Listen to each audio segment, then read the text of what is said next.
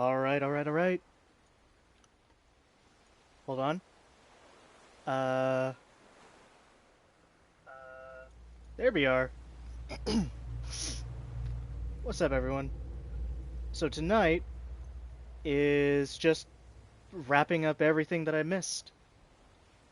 Like, well, there's the final pizza delivery that I have to do, and I'm gonna close off the playthrough by reading through the rest of the interviews. It's really just a tiny amount of stuff, and ordinarily it wouldn't warrant like another stream. But, you know, uh, it got to the point last night where it was far too late to do what I was about to do. Because this may take like an hour to an hour and a half, and I barely even had another 10 minutes when I finished last night. So, I decided to just push this off to tonight. Now, without further ado, let's get in there. Now, I really don't expect tonight to have a lot of stuff going on, you know? You know what? I think I'm gonna just read all of the... I'm gonna read all of the interviews now, and then do the pizza delivery.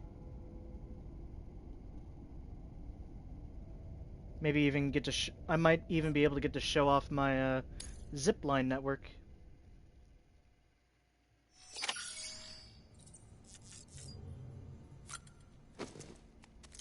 Alright, let's see here.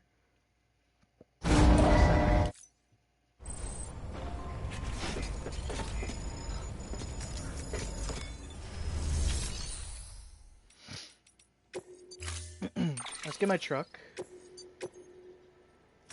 My baby. She carried me throughout the entire playthrough. Let's load her up with all the stuff.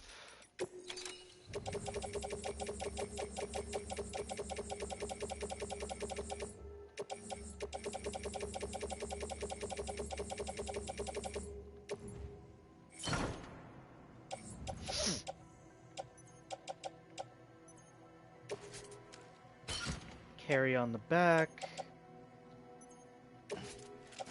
Put that on my boot clip. Bring that with me.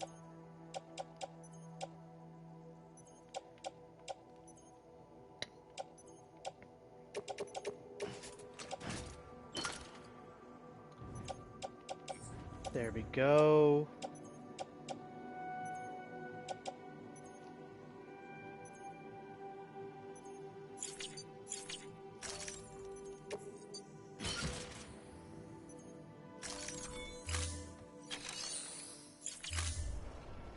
There we go, travel light.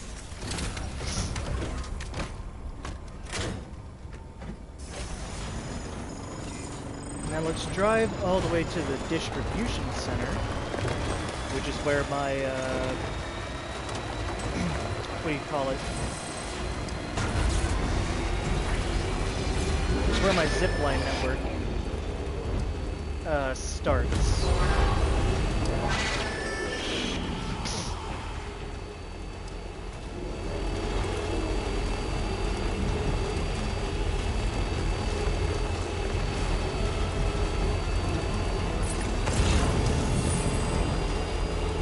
Taking one final lap around the map.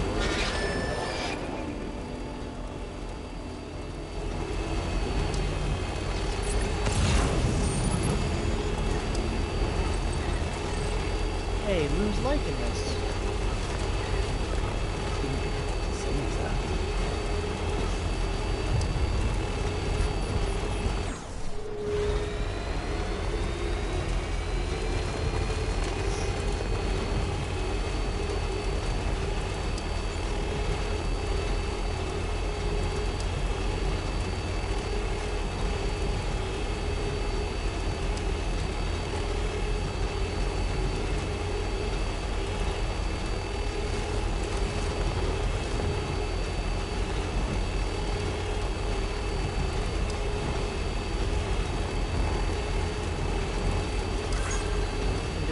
the moment right now.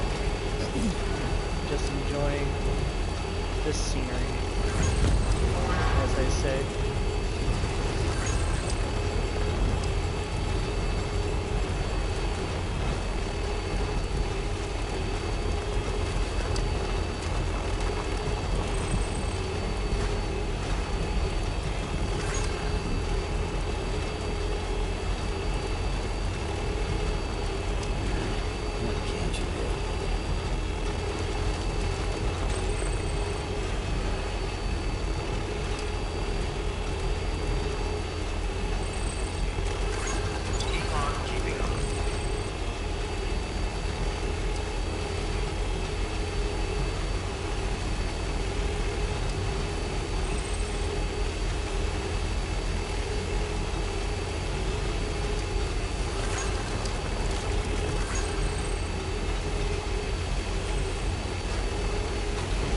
Bunch of unfinished bridges. Love to see it.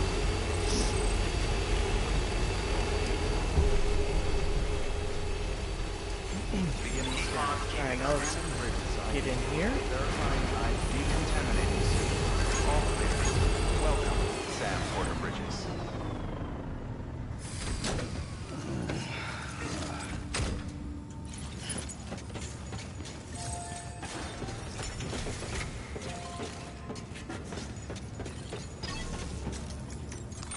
Oh yeah, wait, let me get my armor plates.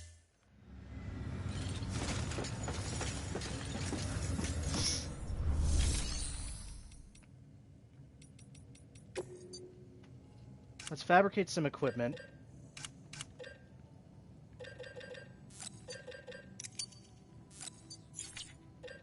Okay. I think I'm already wearing those, but just in case.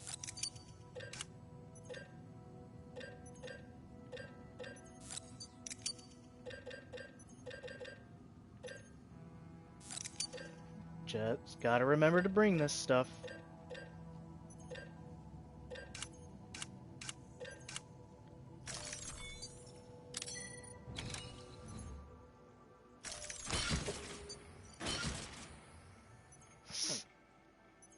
Here we go.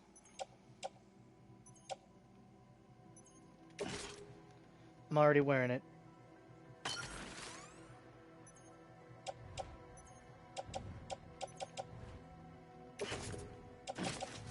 Well, then put it into the private locker.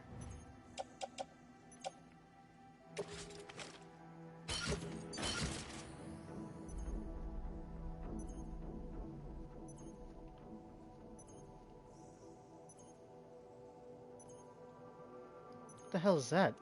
Oh, that's the floating carrier. Oh,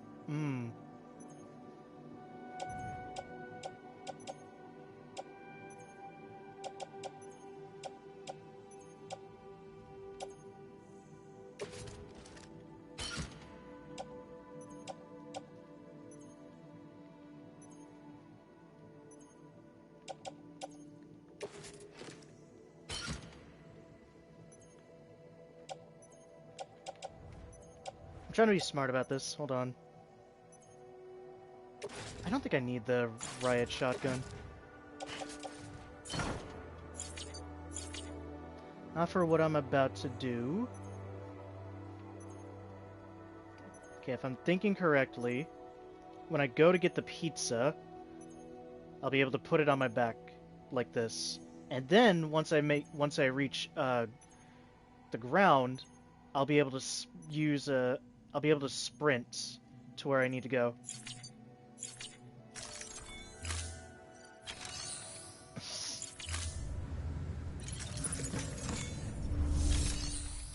With that, let's put my truck into... Oh.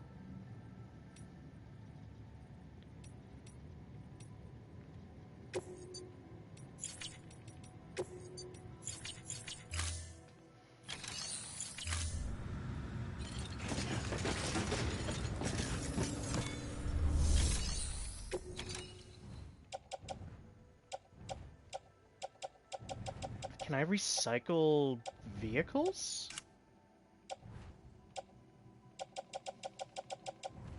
I don't think so. Huh. Weird.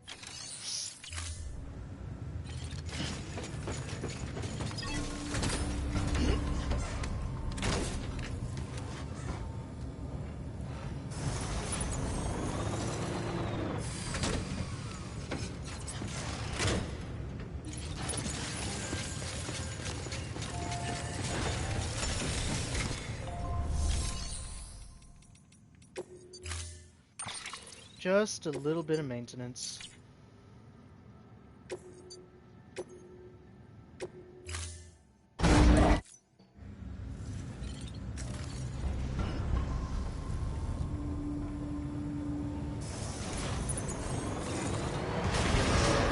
Have a pleasant journey.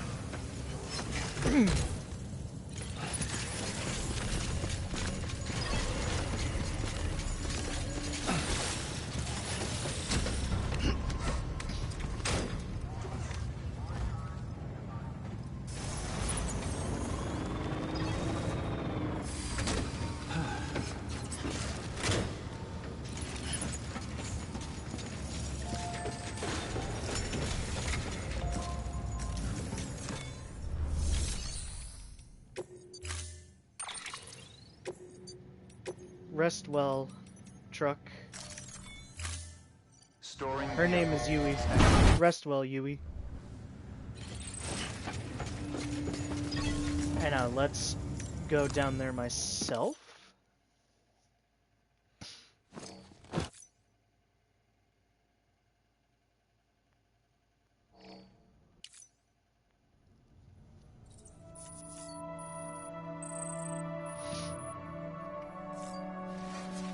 And now let's finish off these interviews. I got mail.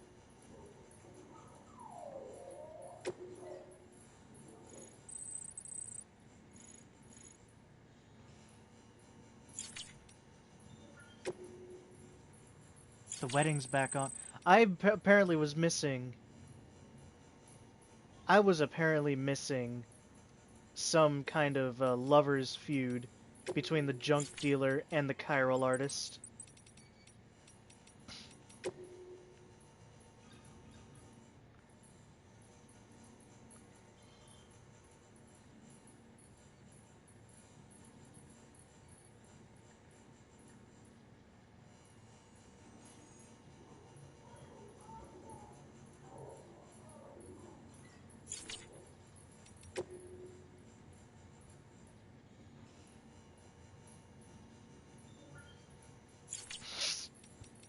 Interesting, I thought I read all that first. Music player. Shh. Oh, sure, let me... Which song do I want to get muted to?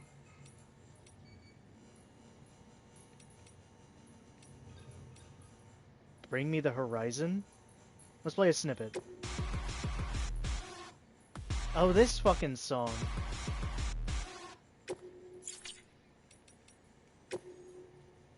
Tips.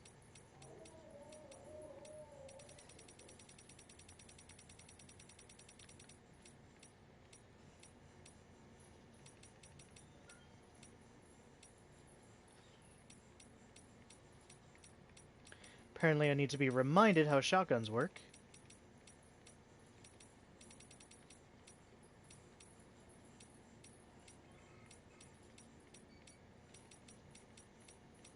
Why is it reminding me about all this?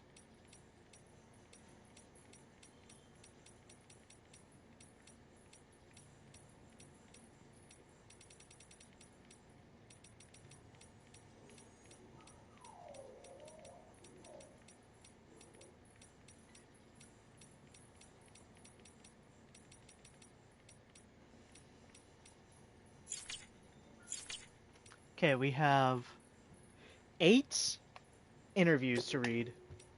Strap in, y'all. Fucking locked in syndrome. Whew. So it's been decided that Amelie will lead the expedition. In terms of talent and temperament, it was only ever going to be her or Sam Strand, but we don't know where Sam is, which made this decision easier. Besides, there's no denying she's special. You know what? Hold on. Let me go get some water. and then I'll come back to this.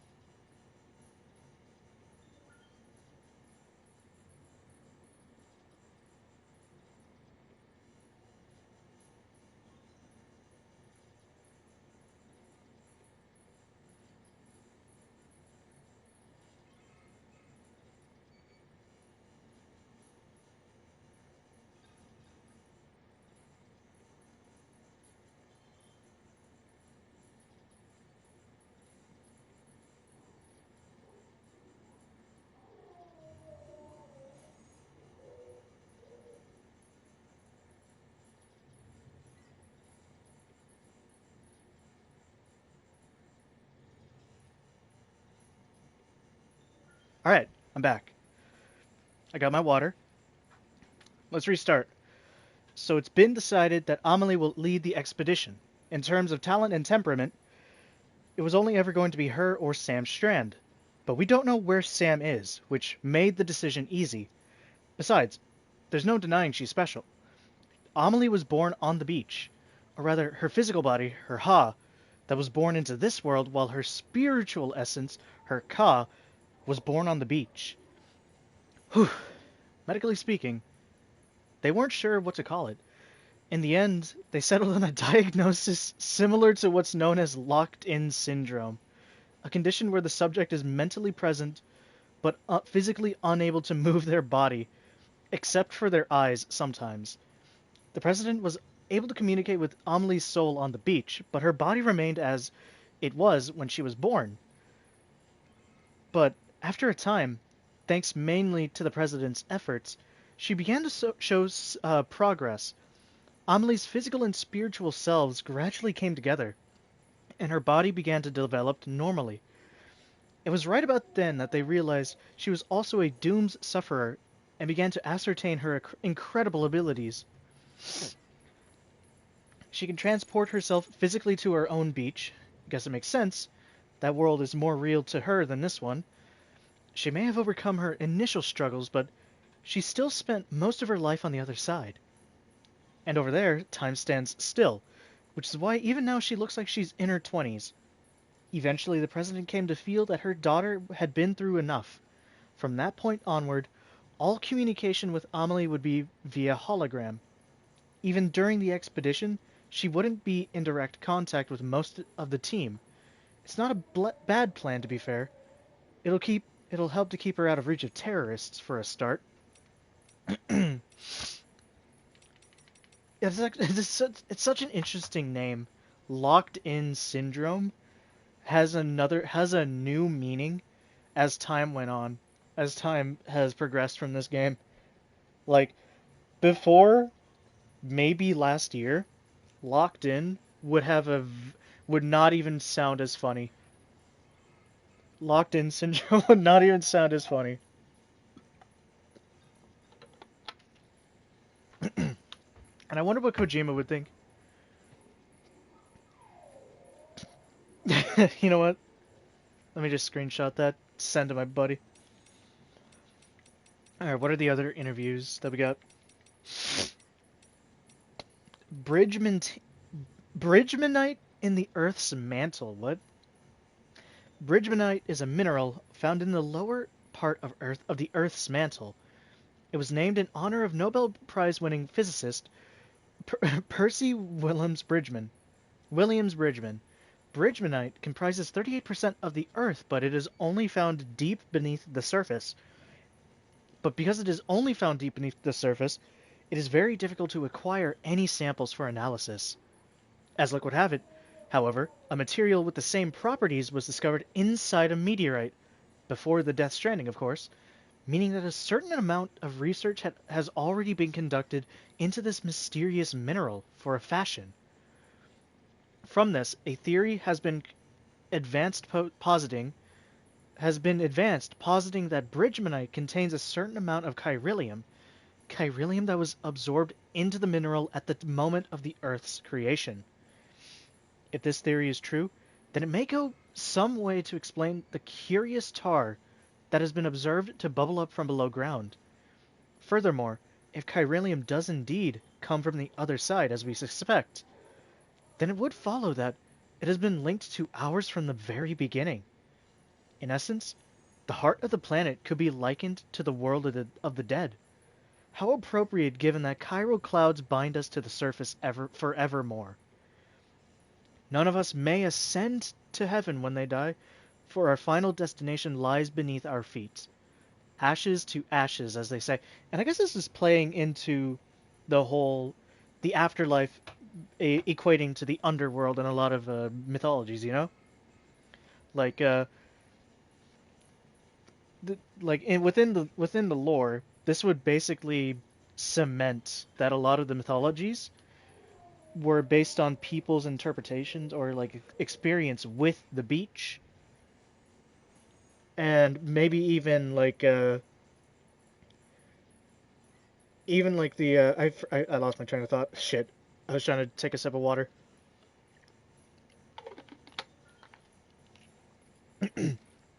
But within this universe, what if all the mythologies that depict the underworld as being the afterlife is based on the fact that the closer to the center of the earth you get, the more chiralium you get, which is linked to the beach? It's an interesting thing to think about the Dreamcatcher. There is a psychological framework which posits that the human personality is comprised of various strands. Our inner mind, our outer character, each is a strand or thread made up of yet smaller threads which intertwine with others to make us who we are. And in nurturing each strand, we become better people and inure ourselves against psychological harm, or so the theory goes. As odd as it may sound, this is not an entirely dissimilar concept to the one which lies behind that most ubiquitous of Ojibwe artifacts, the dream catcher. You've seen them before, yes? A woven web of threads said to protect the mind from harm by trapping nightmares, thus ensuring that only pleasant dreams pass through. It is no coincidence that these charms came to symbolize the pan-Indian movement of the 20th century. The many and varied Native American tribes strove to set aside their differences in order to foster a group identity, a singular dream. As such, it came to symbolize what made them one people, what united them.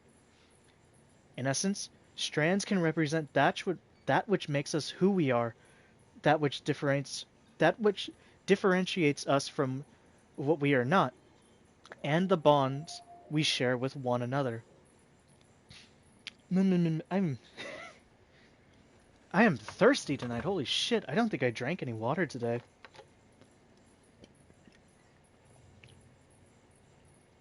I'm also trying to do this without even breathing. I just realized it. I'm running out of breath because I'm not taking a chance to breathe.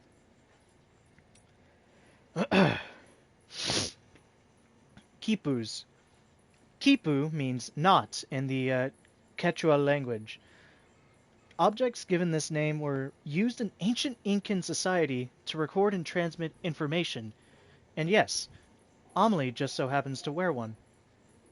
The Inca would pass Quipu from one place to another via a network of messengers known as chasquis. Chasquis? You might be surprised at the complexity that can be communicated through a simple system of knots, and not merely numerical data. It is said that whole histories could be contained in these intricate webs. Some theories suggest that they were ascribed magical properties too. Certain combinations of knotted numbers were thought to encourage the dead to sleep peacefully in their graves, for example. Thus, we see that the Kipu is at once a tool for communication, storytelling, and ritual.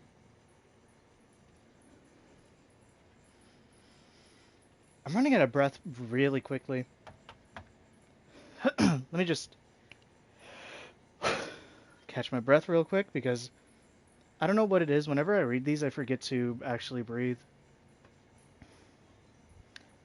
Or it's more like, I think I'm worried about my breath being caught in the mic. Like, is it even? Let me check.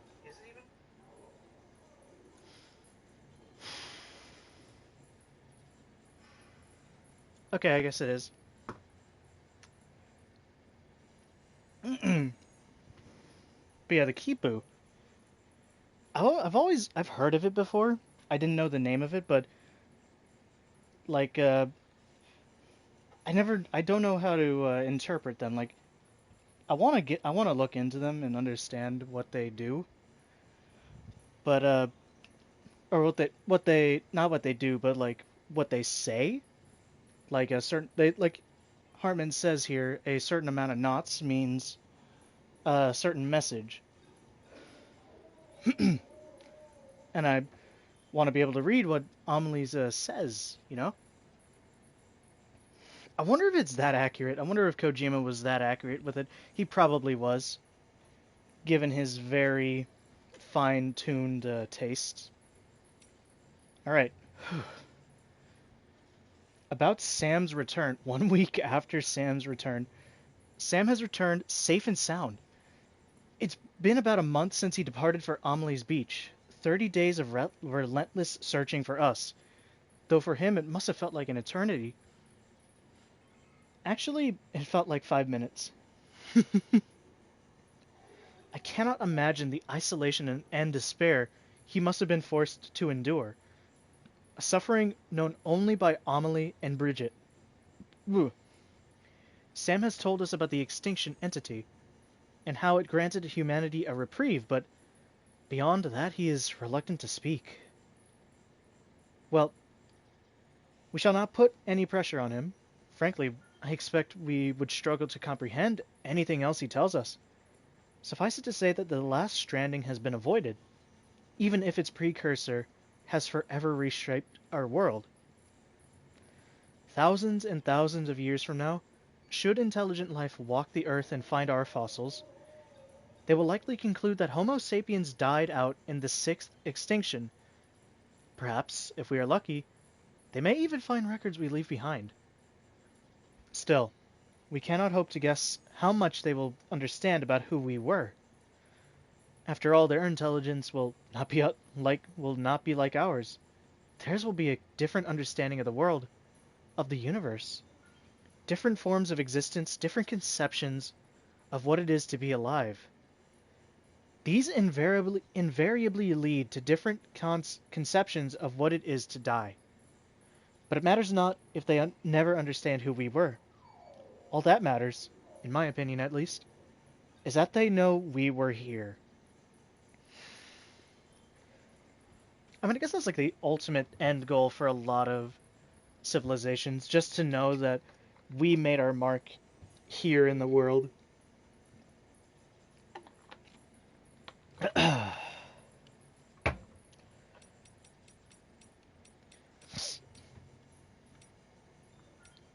Let's see. Any more preppers? Ooh, journals. Ooh, written by Higgs. Wait a minute. There's no way there's... Holy shit, there's no way that there's that many. I'm looking this up.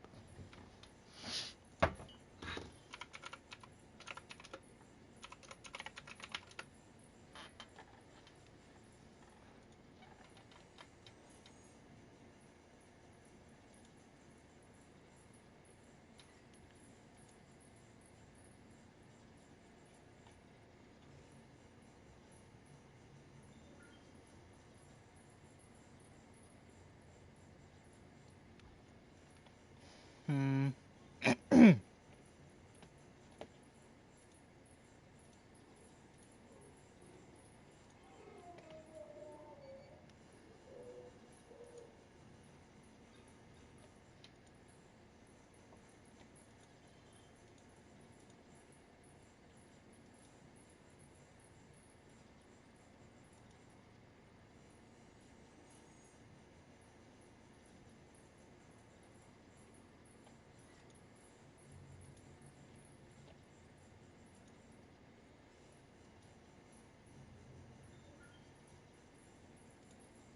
How the fuck do you get the rest of them?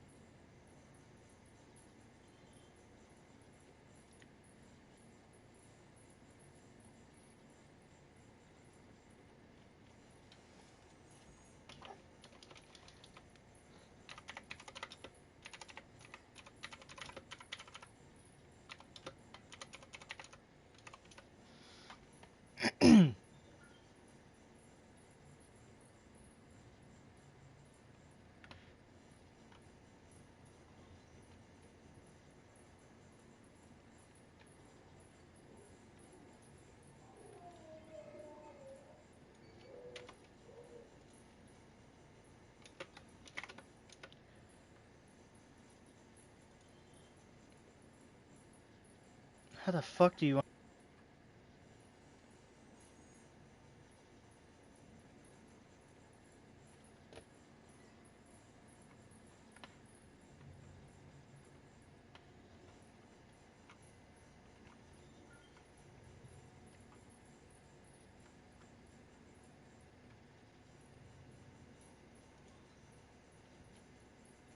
Collectibles guides. Oh my god, memory chips.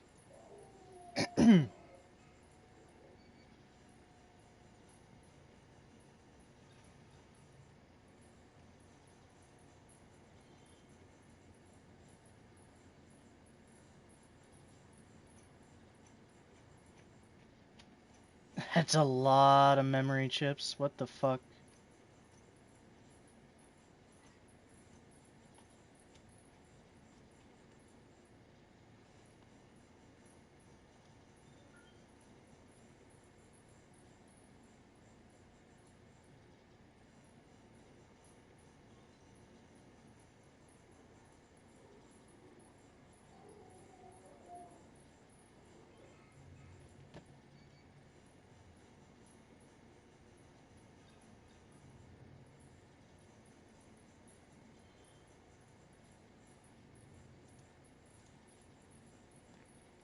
God damn, that's a lot. Okay.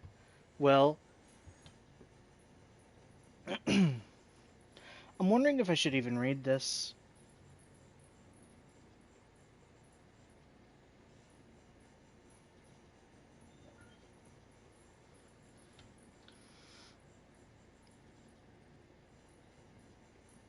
Yeah, you know what? I'm gonna read these three, and then I'll just read the other entries in my own time. But let's see what these journal entries are known for. Okay. My first memory is of looking up at the ceiling of our shelter. As a baby, bawling my eyes out, all of a sudden the hand of God comes into view, blotting out the steel sky. Daddy lifts me up, not gentle, but not hard. Shouts some stuff, but it's all gibberish I can't make heads or tails of.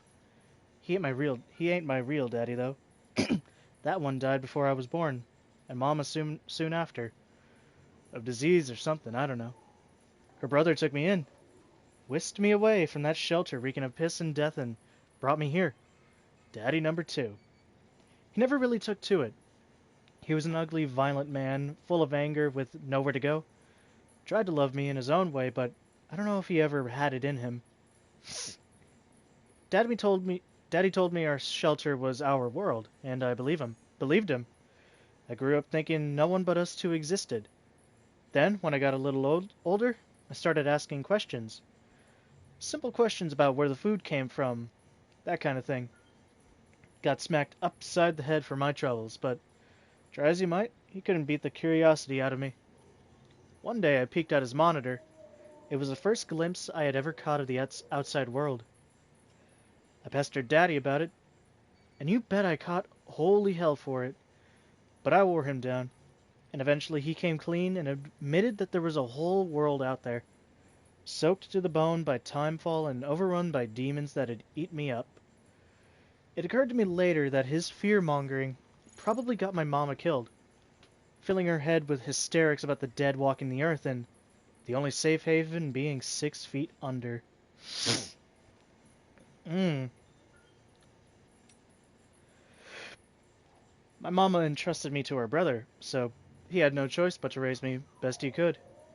Say what you will about the man, but he had himself a sense of obligation. He might even have harbored a measure of affection for me, but whatever was in his heart he expressed with his hands, his fists. Any hopes and dreams he might have had for me, for us, fell by the wayside pretty quick. We slipped into a daily routine of warnings to stay the fuck inside, bookended by beatings to drive the point home.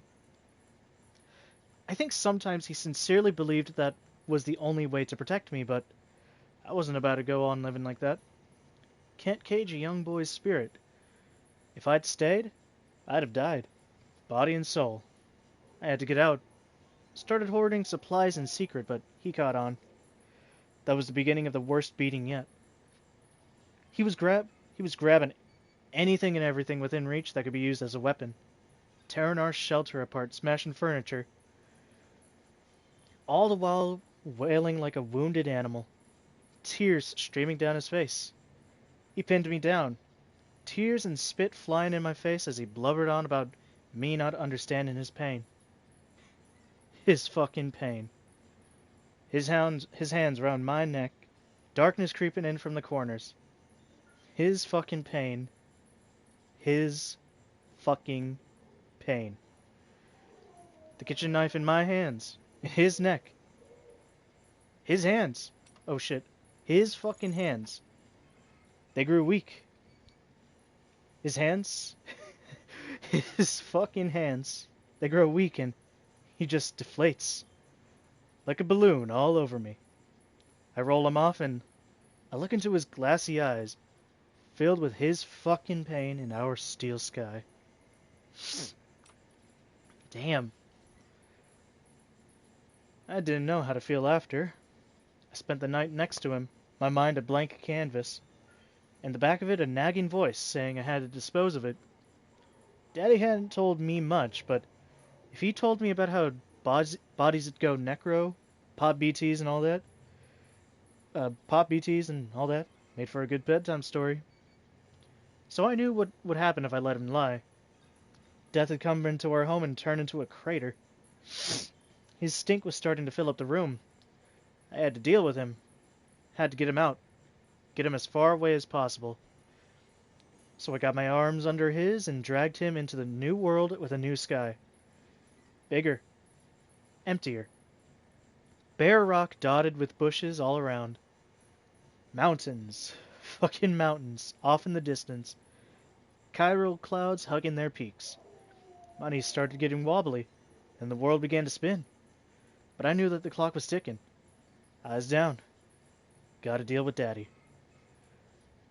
I'd been moving at a steady clip when I saw it. Chiralium coming off of Daddy. Little motes of shimmer and light. I was out of time. I laid him down in the dirt, but before I let go, I had a vision. My hands, still resting on his body, disappeared. Vaporized into a fine mist.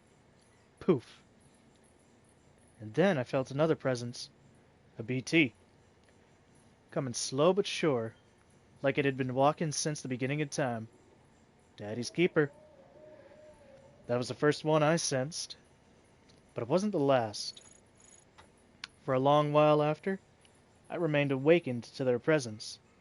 A sixth sense. Daddy's parting gift to me. Over time, it'd fade. But I knew how I got it, and I knew how to get it back. All I needed was another body. and I got real good at making them. Death for life. Theirs for mine. A fair exchange. Ooh. Shit, if that's how this end, if that's how, I'm gonna guess that these are the last of his journals. I'm gonna guess these are the last because they were given to me at the end of the game. This is end game stuff. But god damn. What kind of life did he really lead?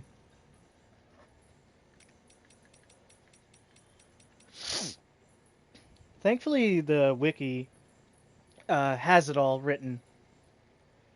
So I'll be able to go onto the wiki and read what the rest of them say. But it looks like that's all the interviews I can do. So let's...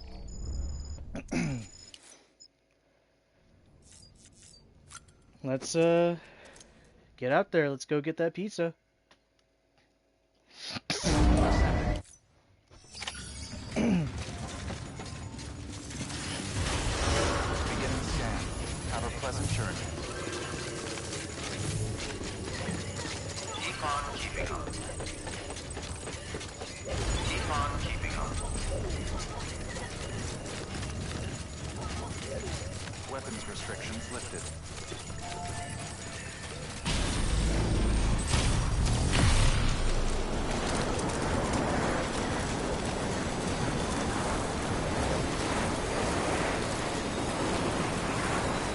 So the first prepper is all the way up there.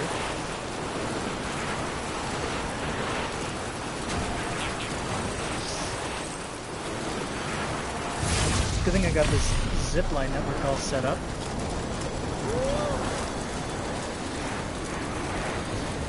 Look at all the bikes that were abandoned here because people couldn't find out how to bring them back.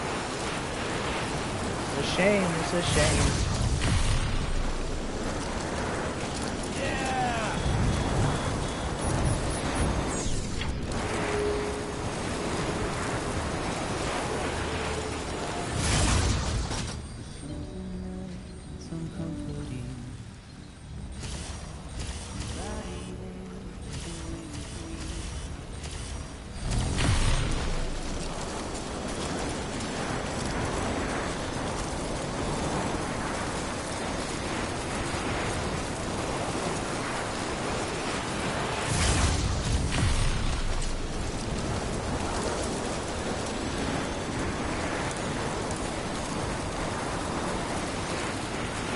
I just realized I'm not wearing the otter hood.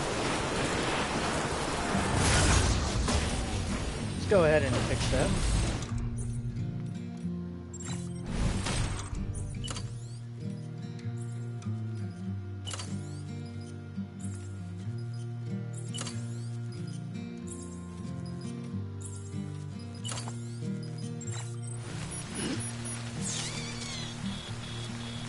Oh my god.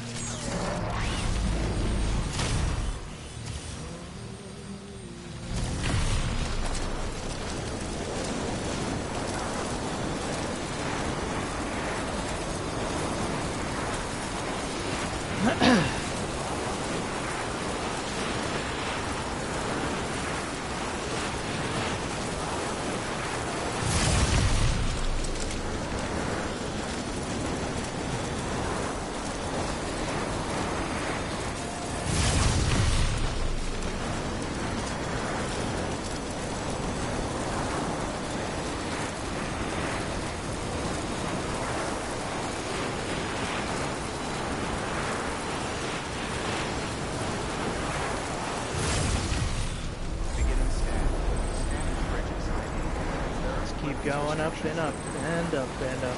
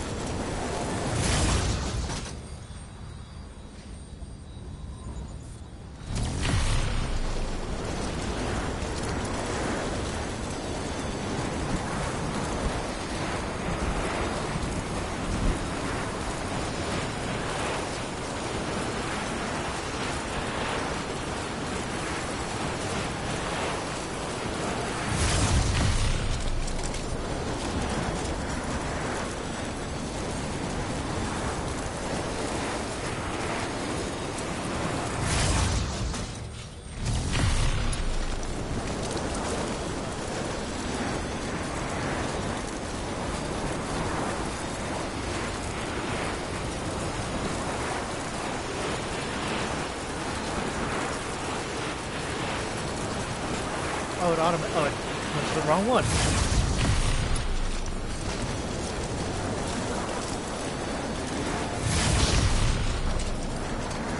Begin scan.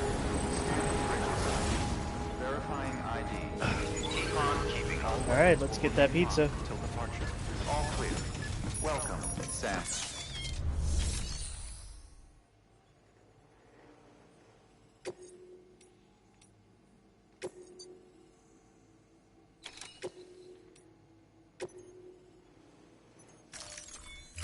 One final pizza.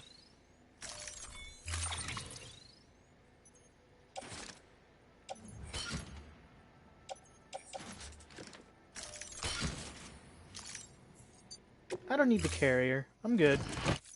Order assigned. Delivery parameters updated. Time limit set. Let's do something. Let's try something fun.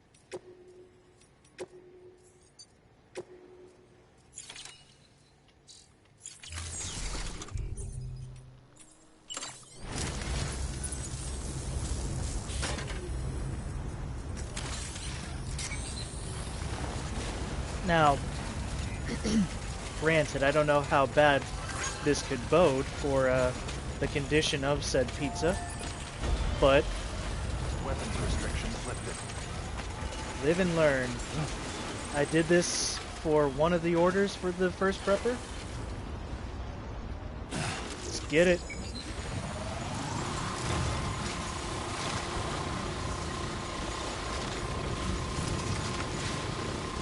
I think I dropped like right here.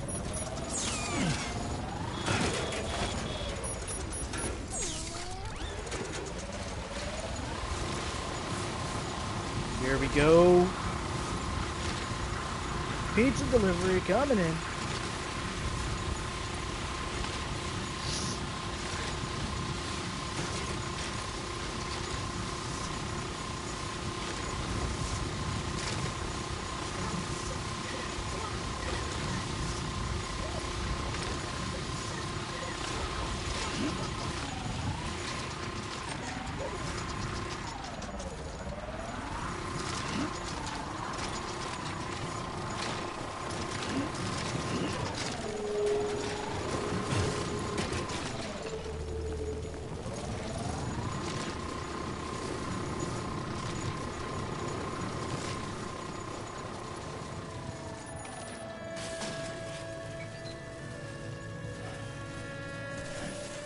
Let's get on out there.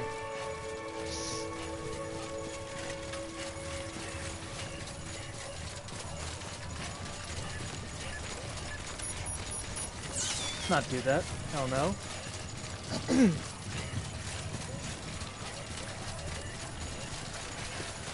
Alright. Let's get it again.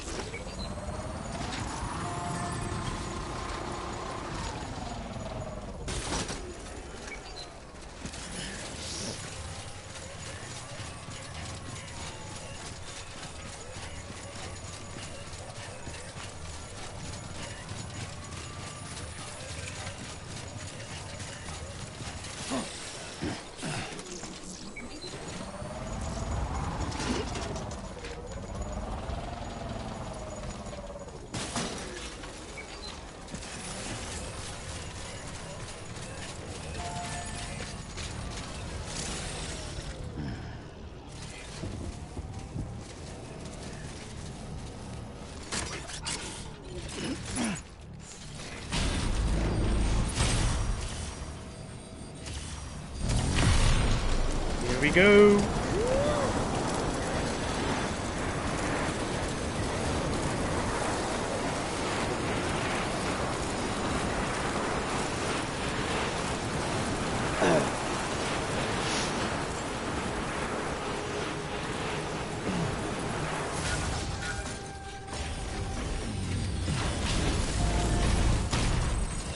Keep on keeping up. Beginning scan. Scanning bridges ID. Verifying ID. Clear. Weapons detected. All weapons will be locked until the decontaminating suit. All clear. Welcome, Sam Porter Bridges.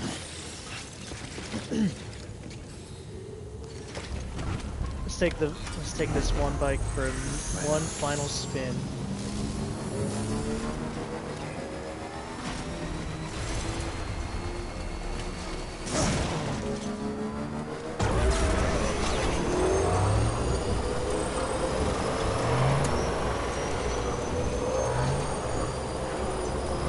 One final spin until Death Stranding 2 comes out. Which, by the way, I finished the when I finished the game last night, well, let me rephrase this. After I woke up today, after beating this game last night, I watched the teaser trailer and it looked like there's a fucking ton of shit in there. 10 minutes. 10-minute teaser. And I saw what looked like you were able to customize vehicles like a truck, with like armor and weapons. So I'm not sure if that's what I saw. It sure looked like it, but you know, if they actually let us do that, oh boy, am I gonna go crazy with customization.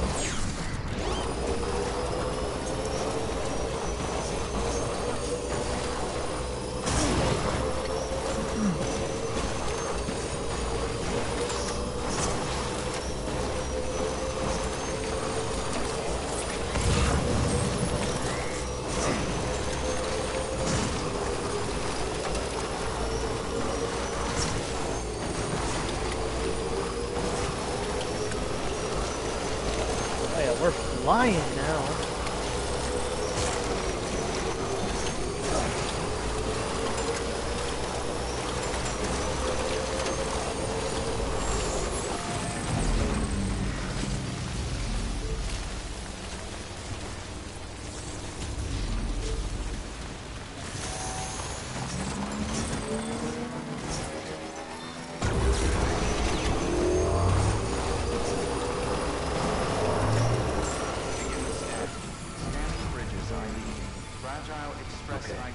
Here you go.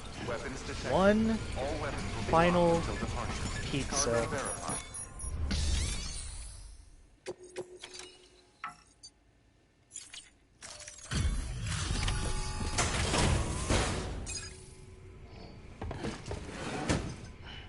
Delivering cargo. Delivery complete. Displaying performance evaluation.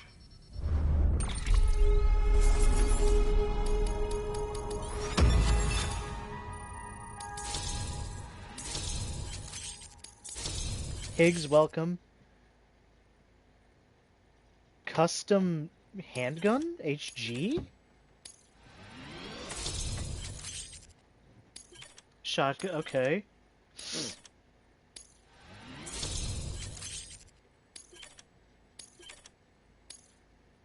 Okay. Best beloved. Maximum connection with all facilities. Look at that. Cargo addressed to Porter awaiting collection.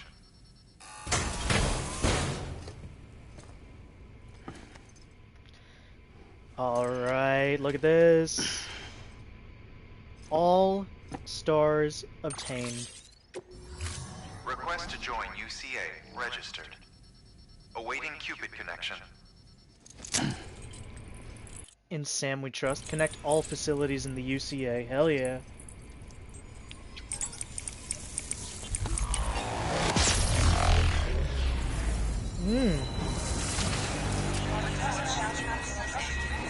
Why the door in the back is open. You all right there, Lou?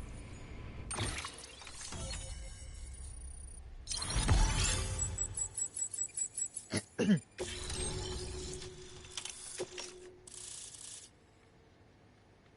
hell's up here? Chiral communications established.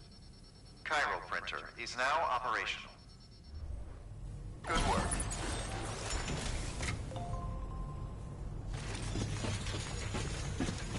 This door's open.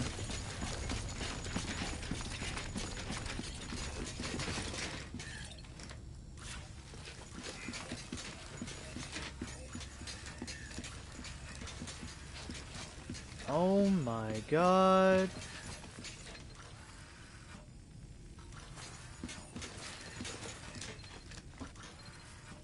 He's fucking... That's all me! Holy shit. Well, I mean, this is Higgs then, right? Fuck Sam to hell with you. Oh. Okay.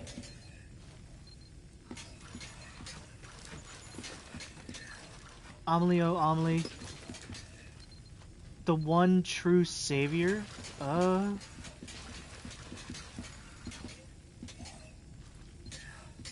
Forget you ever met me. Oh my god. Okay. Pick up? Pick up what? There we go. I got a memory chip.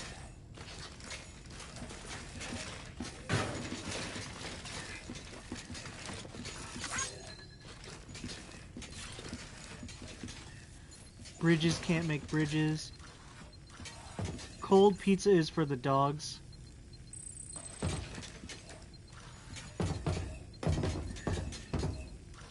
Who needs bridges? Game over, Sam.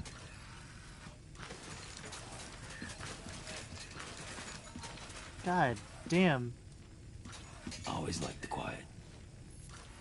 Higgs was here.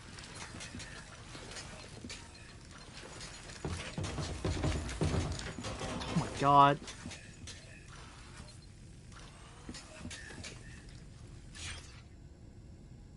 Ah.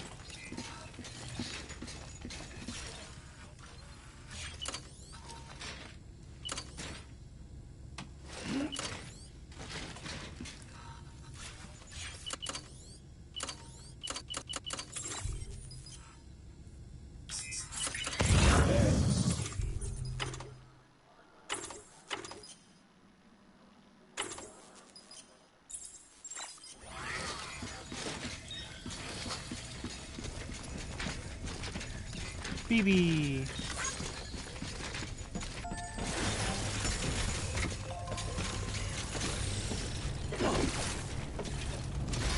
Let's get back to the distribution center. What game this was?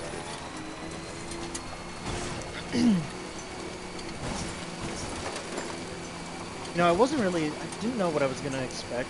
Oh, well, I knew what to expect because it's a Kojima game. I'm familiar with his eccentric style of storytelling and visual presentation. Because you know, I played Metal Gear Solid 5, and I've seen a ton of gameplay from his other games. And you know, I know this is like a classic Hollywood-inspired game, as is Kojima's usual style. I was just very iffy when it came to the gameplay aspect. I was just like wondering, it's probably not gonna be all that exciting.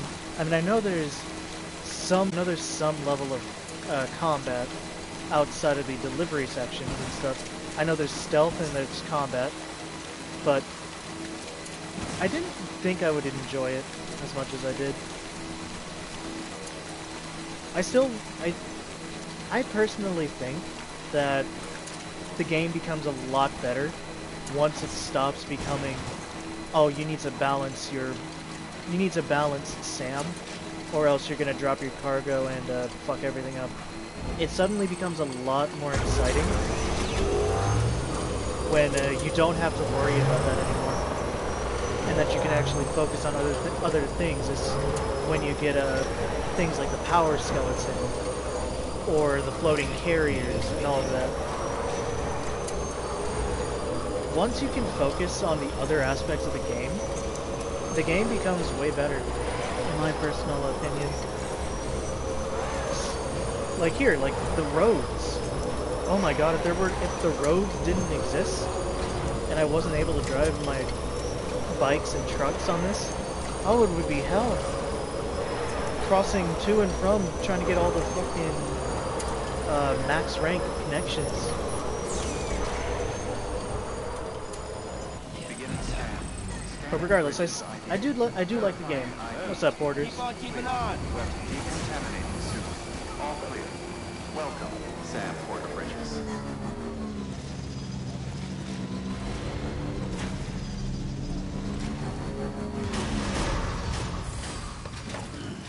Just leave that there. Leave that for other people.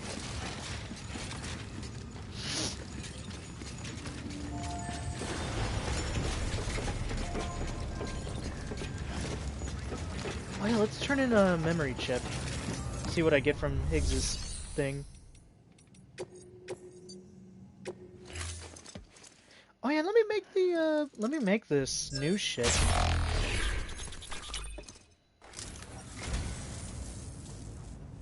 You picked this up for me? You shouldn't have. Really. What is it? An unknown man's journal. Oh my god. Thank you for your contribution. Jesus fucking Christ. Alright, well.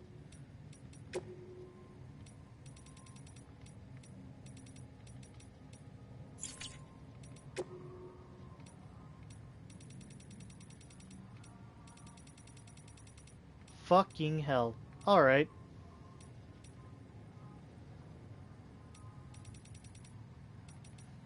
You know what? I got time.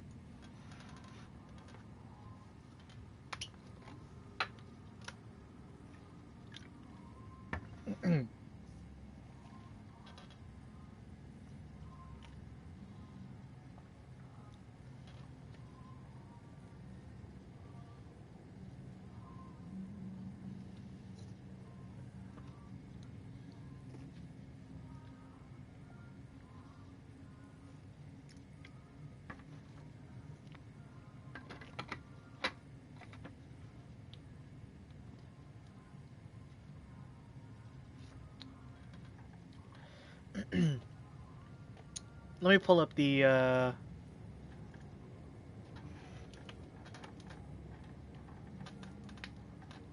me pull this up. Alright. Let's open that. Open another tab. Fuck it. I have time. Let's read this from the beginning. Journal number 1 by Higgs. Let's pull that over here. Today, I made a delivery to a shelter near Middle Knot City. It was my longest trip to date. A new personal best. Back when I was starting out, people tried to warn me off the life, saying it was dangerous for prepper youngins to make runs, and that no one would ever really trust me. But what was I supposed to do? Kids without parents need to eat too, and it's not like I had any skills. 2 arms, 2 legs, whole lot of grit. That's all I had to offer. Worked out okay as so far. I bring people what they need, and in return, they do right by me. The more deliveries I make, the more orders I get. Never a porter around when you need one, so as long as you don't fuck up too badly, someone ought to throw you a bone. Helps that I've got a 6th sense for BTs, too. Pretty rare, that. It's probably one of the reasons why I get so much work. Sometimes people praise me. Tell me I'm doing society a service by helping my fellow man. Here we go. Can't say that factors into it. I'd sooner help myself if I could, but I've got to survive somehow, and I sure as hell ain't gonna manage by myself. Journal number 2. Another prepper's kicked the bucket. I went to deliver his medicine as usual this morning, but I guess I was pretty damn late. Poor guy wasn't just dead, but on the verge of going necro. Wasn't no time to take him to an incinerator, so I had to dump him in nearby BT territory. Better than leaving him to pop, especially since my own shelter is close by. Gotta look out for number 1. When I dumped him, though, just before he popped, it was like I could feel the BTs reacting to the corpse. I saw the beach, too. Strangest thing, but I'd felt it before. When I first disposed of someone, when I first disposed of someone. Oh, the sensation was stronger this time, though. No doubt about it. Don't know if this don't know if this means I've got dooms, but I'm starting to think there's something special about me. Journal number 3. A delivery outfit out west heard tell of my BT sensing abilities and has expressed an interest in bringing me on board. Seems they operate outside of Bridges' sphere of influence, and they want to leverage my experience and know-how to expand their operation. Could be interesting. It's funny. I started making runs out of necessity to stay alive, but that's all changed. I'm an altruist now. I live to help other people. Preppers around these parts rely on me. Hell, they wouldn't last 5 minutes without me. What would my daddy say if he could see me now, He taught me man's his own keeper, but here I am, part of a community. Community? Working with other people, bringing the world together. Daddy always told me that the wide, wide world was dangerous. That we had to stay in our shelter, spend our whole life there, die there. Well, fuck that. Community's what it's all about. So he was actually excited to be part of a group of people. Buddy of mine died today. He was out in the mountains on a delivery, and it was so goddamn foggy. I guess he's lost sight of the trail. He called me asking for help, but then the line went dead. I saw the void out from here. Nearly blinded me. Guess he wandered into BT territory. Not many of us porters left these days. Not many you could trust to get the job done. Anyway, folks quitting or dying, going mule, attrition's a bitch. If we're to keep on, we're gonna need better equipment. And someone else who can track BTs. I can still manage sometimes, but my power's getting weaker. I can feel it. Just wish I knew what to do. 'Cause at this rate, I'm fucked. We all are. Oops. Ha and Ka, body and soul. The two become separated, you die. In this world, at least. Death ain't the end, though. So long as your soul's got a body to come back to, you can be reborn. Resuscitated, anyway. That's why people built coffins and sarcophagi. To preserve the body so that the soul had a home to return to. I learned all this and more from an old book I found. The Wisdom of the Egyptians. Chock full of interesting tidbits about death and how to overcome it. Like the golden death masks of the pharaohs. The ones decorated with using magical adornments as an indication of the wearer's prestige and power. I tell you what, if we've learned anything from the beach, it's that the Egyptians had it all figured out. That's why I've decided to give myself a mask. Not a death mask, though, but one for living. For ruling. Today's the last day anyone sees my face. I don't need it anymore. Journal number 6. A Bridges Way station out west just got taken out by terrorists. Used a void out to do it. They dumped a corpse nearby and let it go necro, dropping BTs right in at people's laps.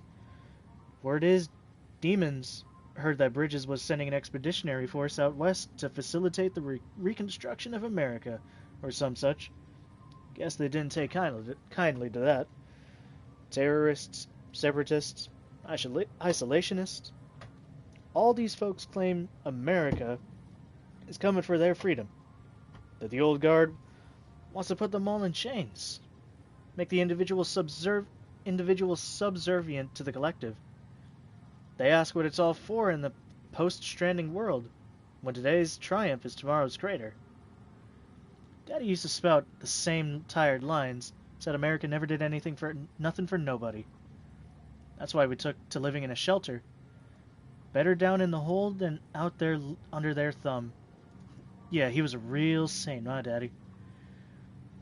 Tried to run a few times, but he'd just drag me back inside, kicking and screaming. Where he'd put those heavy hands of his to work and remind me of what had happened if I disrespected his authority. But that's love, isn't it? His way of looking after an orphan child he raised as his own. He was only trying to protect me from the evils of the outside world. I owe him my life. And my powers, too. First time I ever sensed a BT was when I held him, moments before he went necro. Just like when I dumped that prepper's body. My daddy showed me that corpses are precious, powerful things. They're so much more than bombs. Terrorists ought to treat them with proper respect. Ooh, he's starting to get a little crazy. Journal number 7. I've had us team up with a bunch of porters who service the central part of the country. It had to be done. The writing was on the wall for my crew otherwise. And guess what? Their leaders got dooms. I've got a feeling we're going to be good friends. Demons and terrorists have been getting more aggressive ever since Bridges' expedition team set out. As if BTs and mules weren't enough, now we've got to keep our eyes peeled for those assholes while we're making runs. All the more reason we've got to come together, get organized. Me and my new partner, we've been talking about consolidating our operations so we could cover the whole continent. If we do, I suppose that'd make us like the UCA in some respect. Different structures and methods, but similar ideology. A deep, abiding belief in the importance of community. But the devil's in the details, isn't it? Rules, structures. Can't just let people make decisions for themselves. And therein lies the risks. Can't have us repeating the sins of the past with another USA. And demons? Well, they ain't about to think for themselves. At the end of the day, a community needs a strong leader. And the God's honest truth is that I'm the only one cut out for it. Journal 8. The rumors I'd heard about my new partner's powers don't do her justice. I knew she had dooms, but she's on a whole other level, I tell you. I've never seen anything like it. Not only can she perceive BTs, but she could actually use the beach. Compared to hers, my powers are nothing. Parlor tricks, courtesy of a few corpses. But it doesn't matter. Not so long as I've got her. Before we met, I was bound by the limitations of my abilities. I was a blind man groping for shadows of a secret realm, but now, because of her, I can actually go to the beach. The beach! With her by my side, I can reshape this world. Not into what it was, with the old USA. Not like what Bridges wants. Something new. Something everlasting. Right here and now. A world where we are free to do whatever we goddamn please. Journal number 9. My partner's powers are extraordinary, sure, but deep down I know the two of us alone don't have what it takes to bring true everlasting freedom to the people. Everything we've done, that we continue to do, no matter how much it may seem to bring people together, it's still a far cry from the way it should be. Tomfall, BTs, chiral clouds, all this and more serves to cut us off from the rest of the creation. And I have to say, I don't think that's ever going to change. Even people like me and my partner, we have our limits. But now I've met someone who has none. Someone who could save the world from this madness. Make it whole again. Put the shattered pieces back together. Okay, now I have journal 10 and then the rest of them. So I can just do this. Let's close this. And then return to Twitch. Like that. This is all going to be part of it. Journal 10. Samantha America Strand. Amelie. The moment I met her, I knew she was destined to make us whole again. She told me we'd do it together. And even gave me a gift. A bridge baby. It's a BT sensor of some sorts. Although it looks like a newborn. But it's not. Amelie says it was born on the beach. And that it serves as a link between our worlds and the other side. Between me and her? Between me and her, too, if I keep it with me at all times. She called it a new child for a new era. I'm not just a delivery guy anymore. I'm a herald for her and her new world. She's given me everything I've ever wanted, ever needed. And now I'm free to cut Fragile loose. BB reminds me of a baby doll, but it's no toy, that's for sure. Neither dead nor alive. Half human, half something else. An inhabitant of the in-between, like a mummy. A lump of flesh wrapped around a shriveled yet still beating heart. So many symbols to choose from, all signifying that humanity's reached the end of the road. The Stranding was big number 6. I see that now. And so much more. The void outs, the bodies birthing BTs. All aspects of a single phenomenon that exists solely to wipe us off the face of the earth. We can't stop what's coming. It's inevitable. Putting Humpty Dumpty back together won't change a goddamn thing. And risking life and limb to try a fool's errand. To try is a fool's errand. Why sacrifice what little you've got in the here and now for a future that'll never come? It's wasteful and meaningless. Amelie would agree, I'm sure. 12. I met Amelie on the beach again and pressed her for more answers about the Stranding, but she wouldn't give me anything. Maybe she's got nothing left to give. Maybe she's waiting for me. Maybe she's waiting until the time's right. I don't know. I don't care. We all know there's no escaping extinction. I'm struggling to see her angle. Why even pretend to rebuild? Why rail against the inevitable? There's another layer to this. I can't work it out. I'm getting sick and tired of it trying. If she's not gonna let me in on her plans, I'm gonna have to assume the worst and take matters into my own hands. Give humanity the coup de grace myself. Just need the power to do it. Dear Diary, today I nuked Middle Knot City. Wiped it clean off the map. Didn't carry the bomb myself, of course. Fragile did the honors.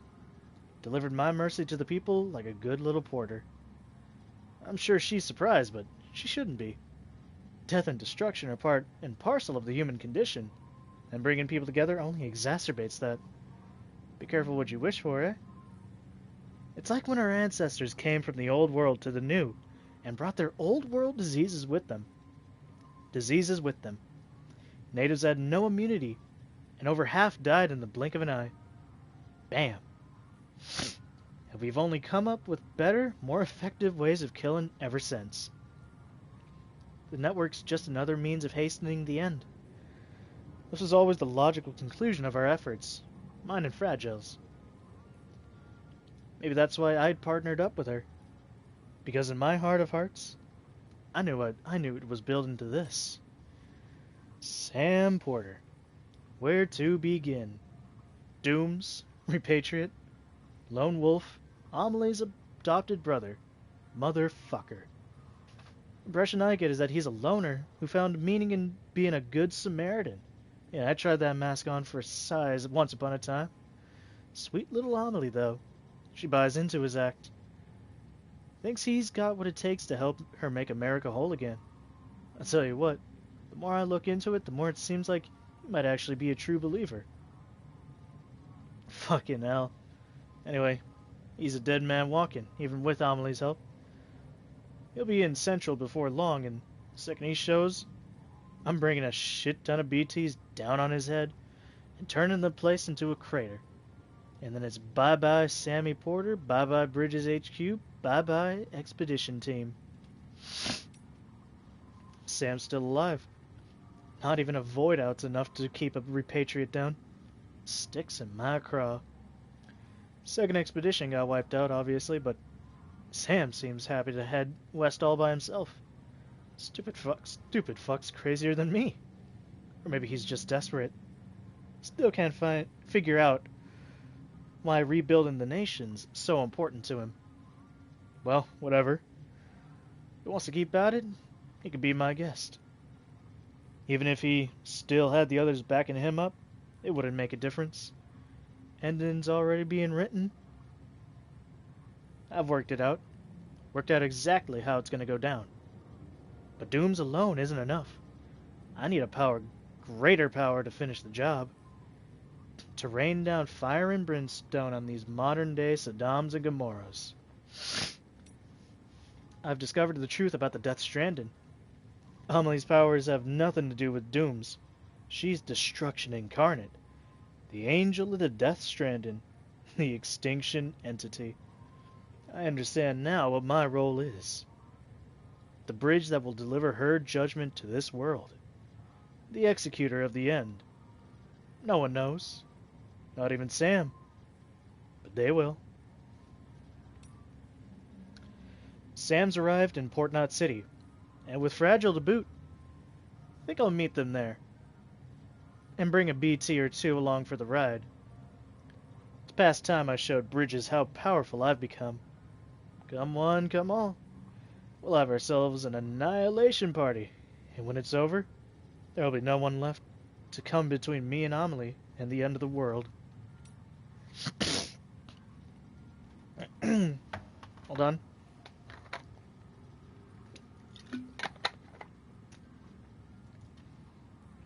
I just got pinged. What the fuck?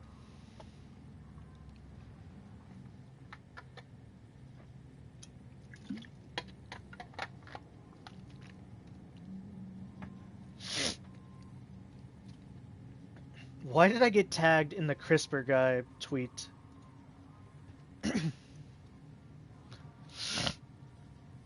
Okay, I guess. God. Anyway, journal number 18. God damn, is Sammy boy stubborn. Just ain't the quitting type. Seems it's rubbing off on Amelie, too. Girl's trying to fight her true nature. Flip the script. For all the good it'll do her. What difference does it make if it ends tomorrow or a million years from now? This planet's 4.6 billion years old, and the universe? God only knows. Humanity's entire history is a blip on that timescale. What's the fucking point of fighting for a fraction longer? Anyway, Sam and Fragile made it to Lake Knot City, which is just as well. I reckon my old partner's due for a stroll down memory lane. A saunter through the craters she carved out with that nuke of mine. Come to think of it, maybe Sam ought to walk it with her.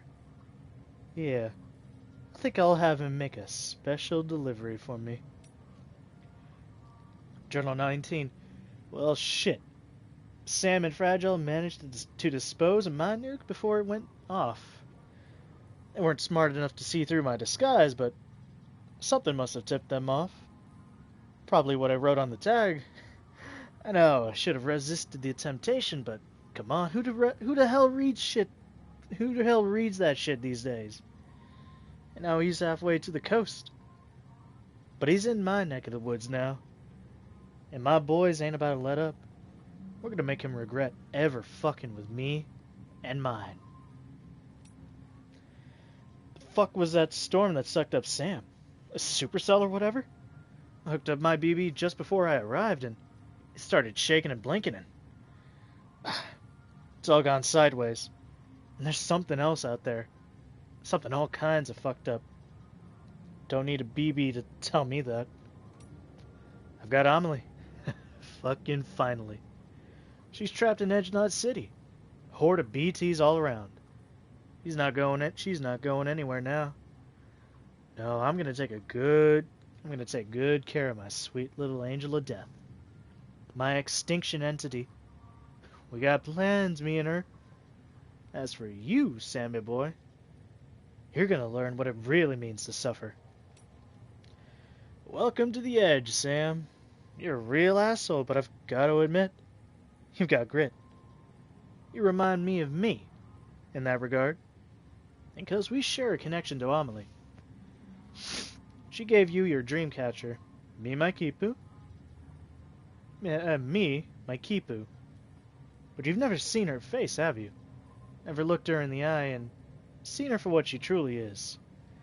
Time to wake up and smell the ashes, Sammy boy. Time for me to tell you, to tell everyone, the truth that hides at the heart of the Stranding. You're gonna love it. I'd go grab some shut-eye at the distro center or wherever, if I were you. We've got a showdown coming. And you're gonna want to be fighting fit. Just don't keep me waiting long, you hear? And then here's the last one. You're all alone now. You've lost everything. Your mask, her kipu, the BB doll. Gone. You thought you had the power. That you were the one fated to lead them unto extinction. Yet here you are, alone. You thought you were in control. That this was your role, your dream. The verge of victory. Of oblivion for one and all. Herald, executor, pawn, God particle? A stupid name for a goddamn stupid fool. This was your life, Higgs. Your tale. Told by an idiot. Full of sound and righteous fury. Signifying nothing.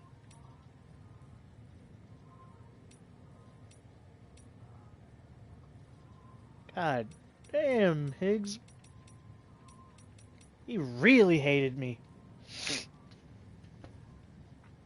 He really fucking hated me. God damn.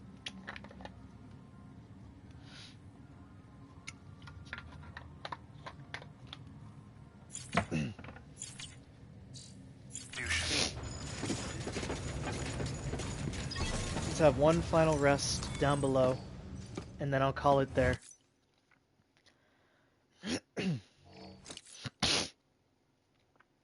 Let's see if I got any mail.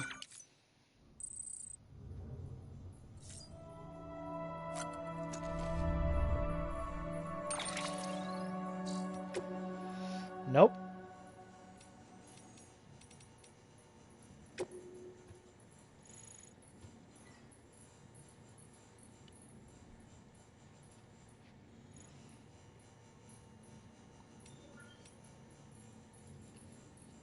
Oh yeah, it says it's literally signed by Higgs at the bottom. I didn't even read it.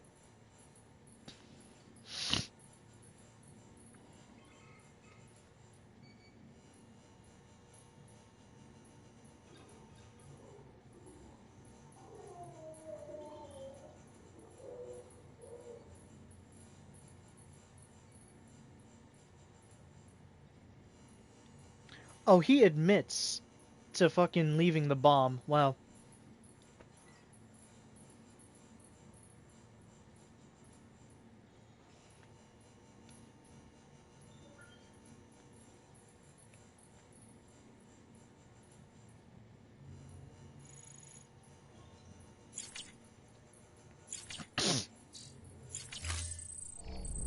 Alright, well that's the end of Death Stranding. Let me save.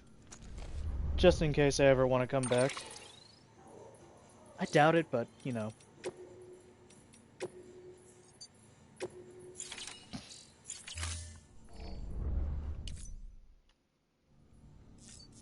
After reading Higgs's backstory, I can see how it went crazy from trying to find a purpose after being alone, supposedly, for however long he was. And then finally getting a taste of power. I can see why he went sort of crazy, you know. Let's recycle all this.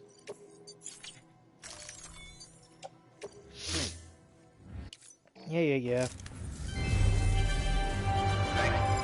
Get the fuck out of my face, Bridget.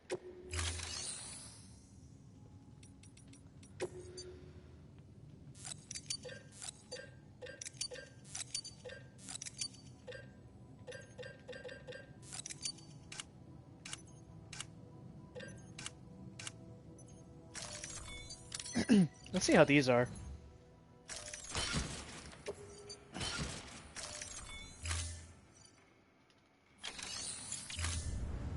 Thank you for your contribution.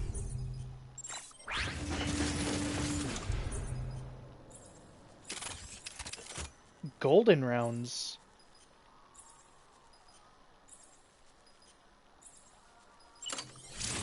Really? Beginning scan. Have a pleasant journey.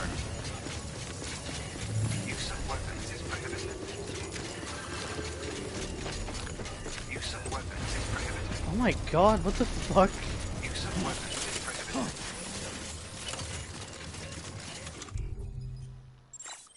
Weapons restrictions lifted.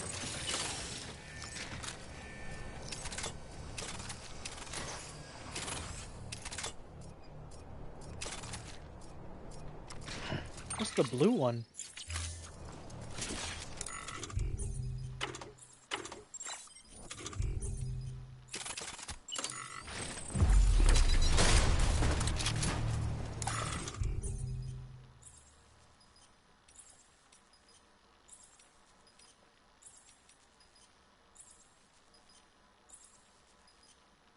Slip grenades.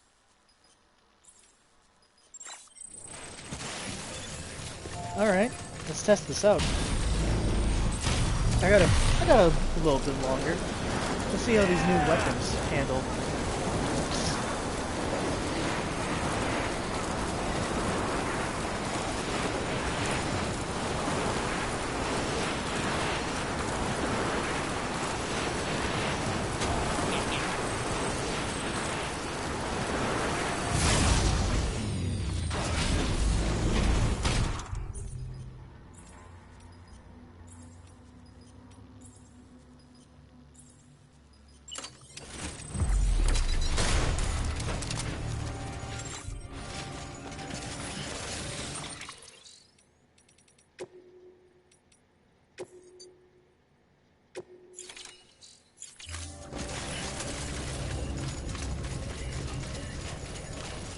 Let's make a save, if I can.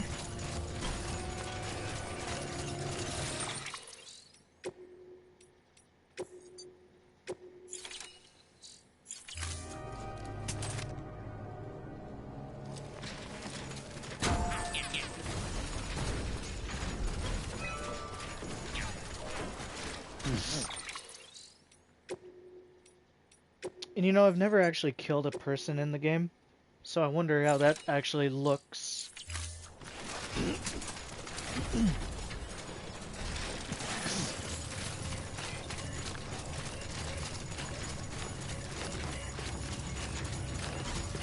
So that costs that many per shot. 30 per shot.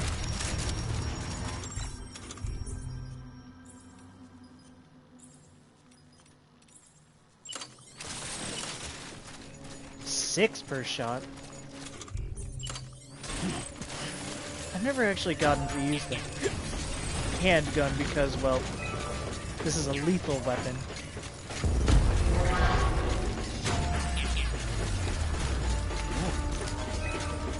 Alright, first kill in the entire game.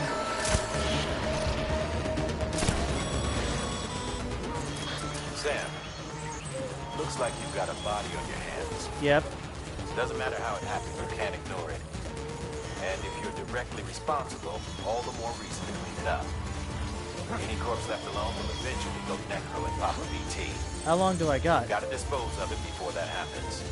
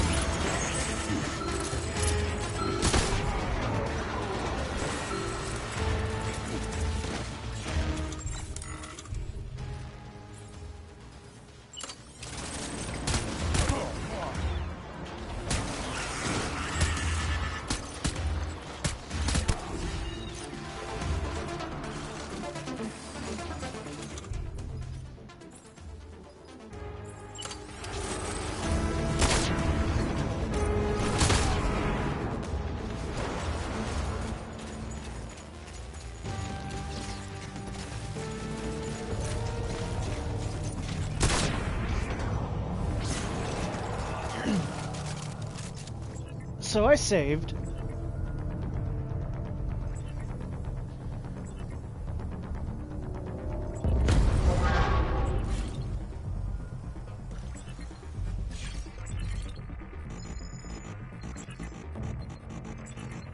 Cannot be soothed. Alright.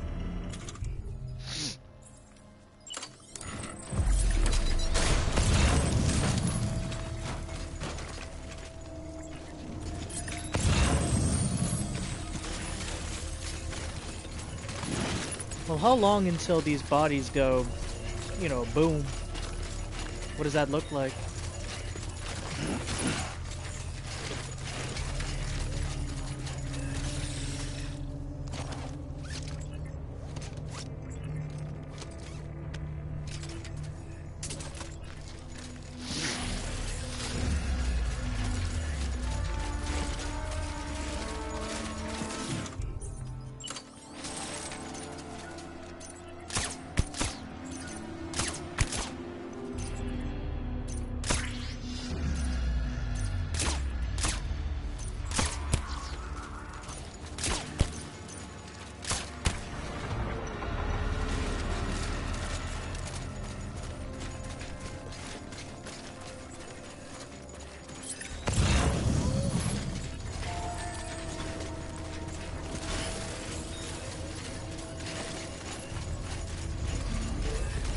Like, how bad is it?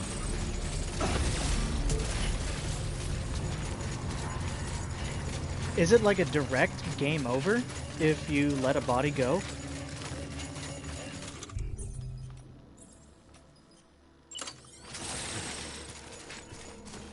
Oh yeah, I never got to use the fucking grenade launcher.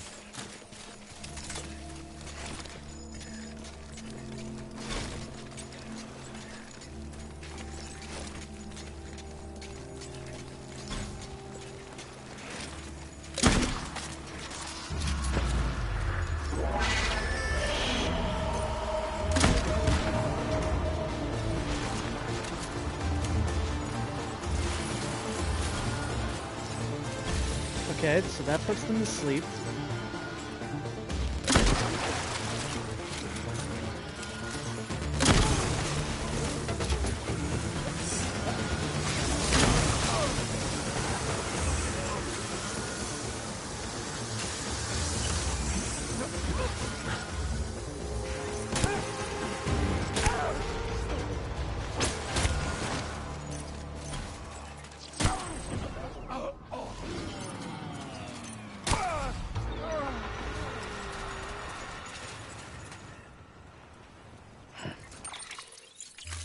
Okay, now that I've killed all of them, this is of course not canon. Let me look this up. Let me look up how long. Oh my god, my controller is just red.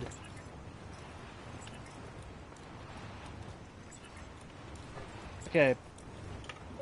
Death. Stranding. Corpse. How long do you have?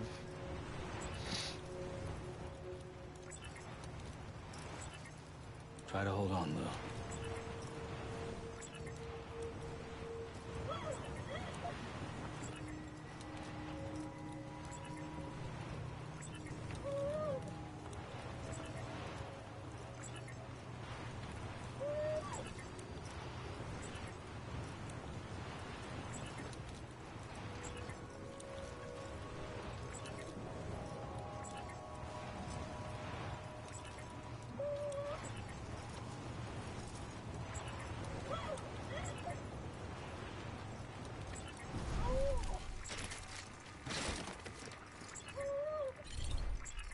"48 hours! Oh my god!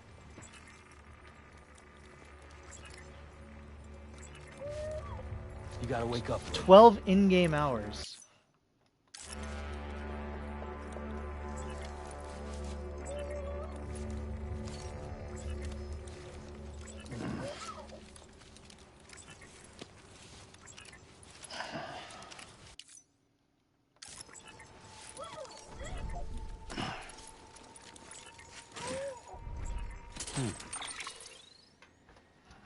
How do you, like... Can you advance time? Oh, wait, no.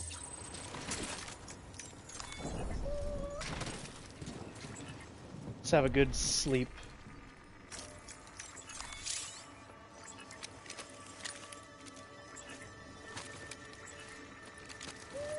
It might be time for you to take a break as well.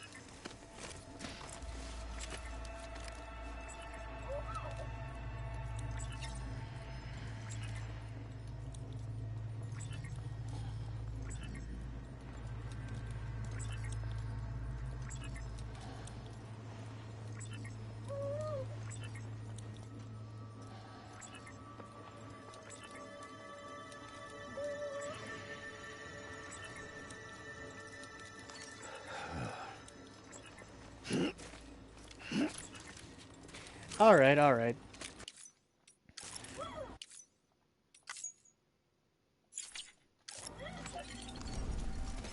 Yeah, no, this is gonna take too long.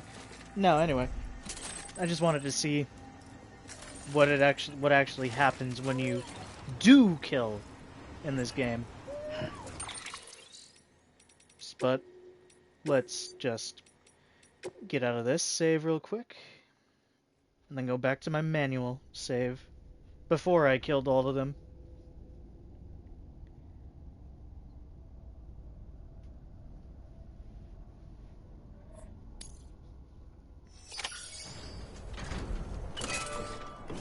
Alright. Now that is the end of Death Stranding. What a game, is all I can say. And I'll definitely be back for the sequel, because after watching it, I'm actually really excited for it.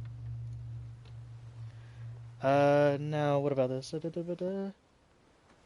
Alright. Let's see.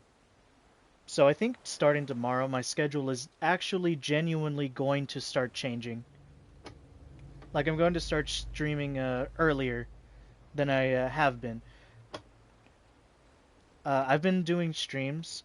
I've been doing it, like, starting from, like, 11:30 at night to midnight to 3 a.m., around there. Now I'm going to be shifting to something more like 9 to midnight. Since I have a new job coming up, and it requires me to be up early. So, yeah, look forward to that. It'll be weird trying to figure it out, but I'll manage. Anyway, that is all I'm doing for tonight. Tomorrow, I think I may do some, what do you call it? I may do some more Stalker. I'm not sure, though. But, for now, I'm heading out. Y'all enjoy the rest of your night. And I will see all of you maybe tomorrow, or maybe Friday. But you'll see me. Peace, y'all.